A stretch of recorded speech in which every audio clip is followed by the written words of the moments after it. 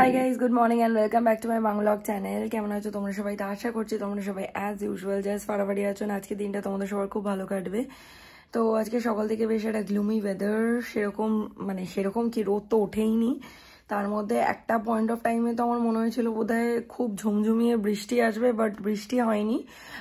খুবই কি বলে অন্ধকার টাইপের ওয়েদারটা আজকে, একদমই রোদ তো ওঠেইনি, মেঘলা প্রচন্ডভাবে।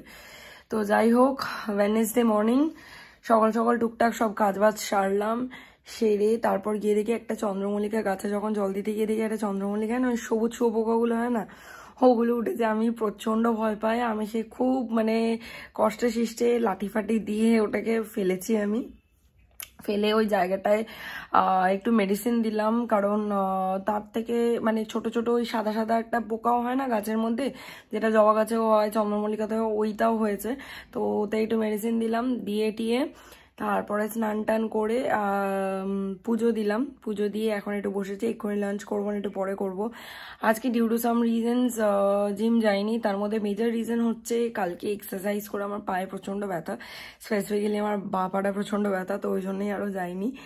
তো যাই হোক, চলো কিছুক্ষণ পরে গিয়ে লাঞ্চটা করবো। আর ইন দ্য মিন টাইম আমি না সেলিব্রিটি মাস্টার শেফ দেখছি, বেশ ভালো লাগছে। বাট নর্মাল মাস্টার শেফটা আমার মনে হয় বেশি রিয়েলিস্টিক লাগে এটার থেকে।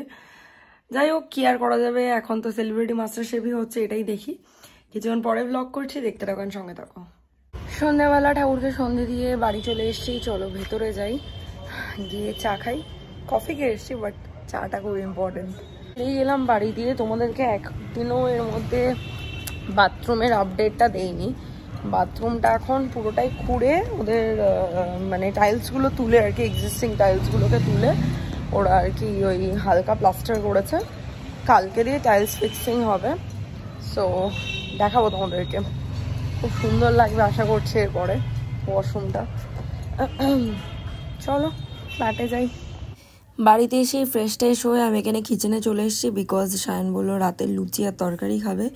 তো এখানে সবার আগে আমি গরম জল দিয়ে ময়দার ডোটা মেখে নিয়েছি, আর এখানে আলুও কেটে নিয়েছি, আর কড়াইও বসিয়ে দিয়েছি।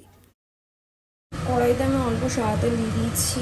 এবার কালো জিরে ফোড়ন দিলাম, অ্যান্ড একটা কাঁচা লঙ্কা মিডল থেকে স্লিট করে এই কড়াইয়ের মধ্যে সব আলুগুলো দিয়ে দিচ্ছি।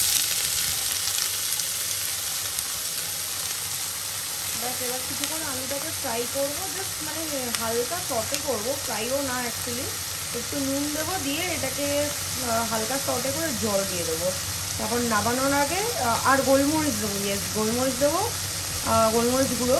আর নাবানোর আগে আমি একটুখানি হালকা চিনি দিয়ে নামাবো, এটা কারণ একটু ঝাল ঝাল মিষ্টি মিষ্টি খেতে হয়।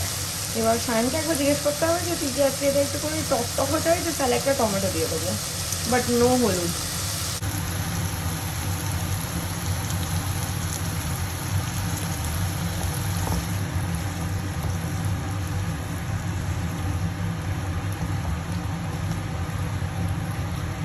ঝাল যদি আরেকটু লাগে তাহলে কাঁচা লঙ্কাও দিতে পারি বা গোলমরিচও দিতে পারি, যা ইচ্ছা। এবার আমি ব্ল্যাক পেপার অ্যাড করে দিচ্ছি।